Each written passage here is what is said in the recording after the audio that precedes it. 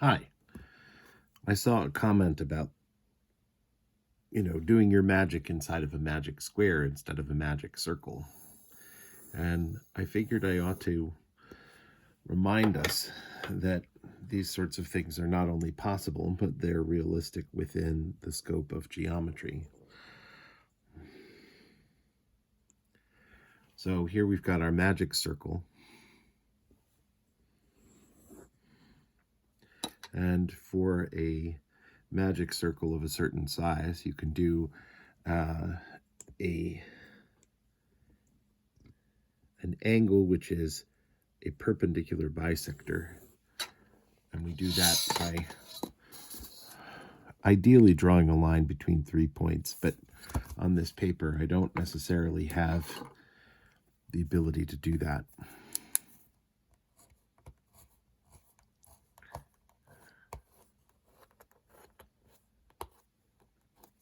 So the first thing to be aware of is that you can, in fact, put a square inside of a circle simply by creating the perpendicular bisector and then drawing the square within the circle like this.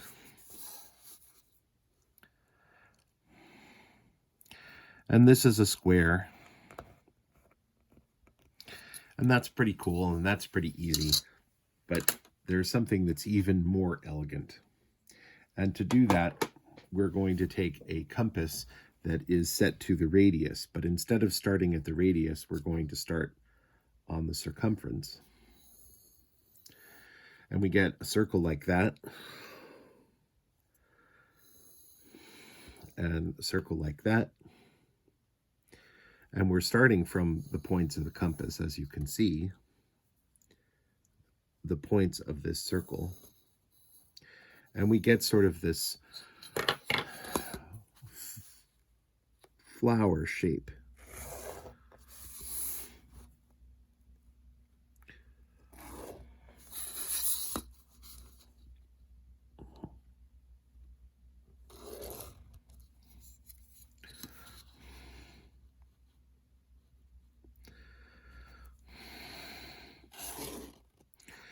And this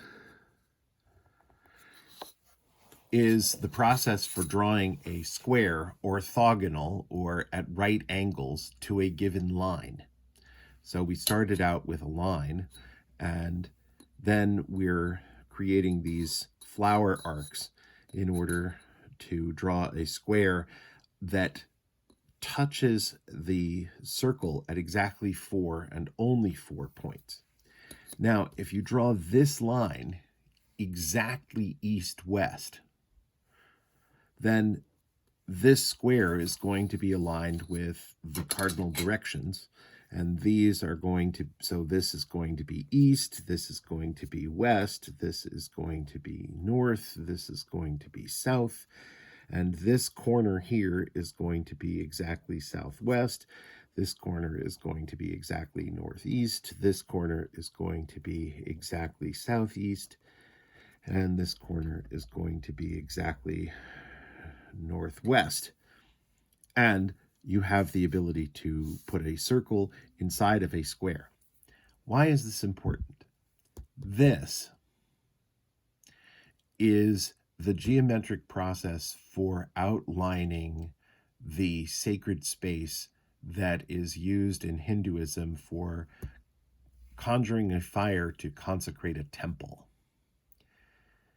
And it dates from the 9th century BC. I think I've got that right. And then it's sort of lost for a while and then rediscovered in the 9th century AD. But this is the process that is used for laying out the space of a temple. Now, I love that, but I note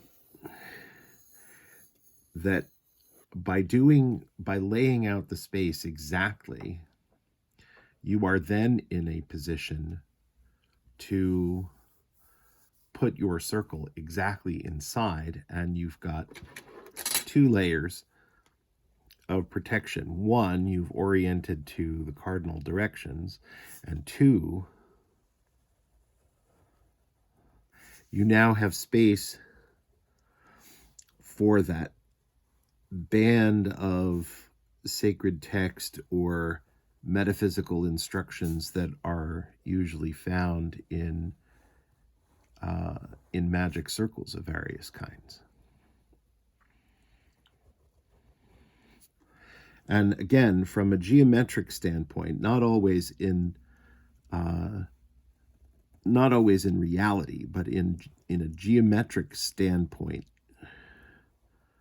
the 4 walls of this sacred space are exactly aligned with the cardinal directions, and it is the grid for laying out a temple space, but you've also got a circle inside of it, and so you've got sort of 2 layers of protection. You've got a religious one and you've got a magical one, much like D&D separates clerical magic from religious magic, clerical magic from wizard's magic, and you can do that.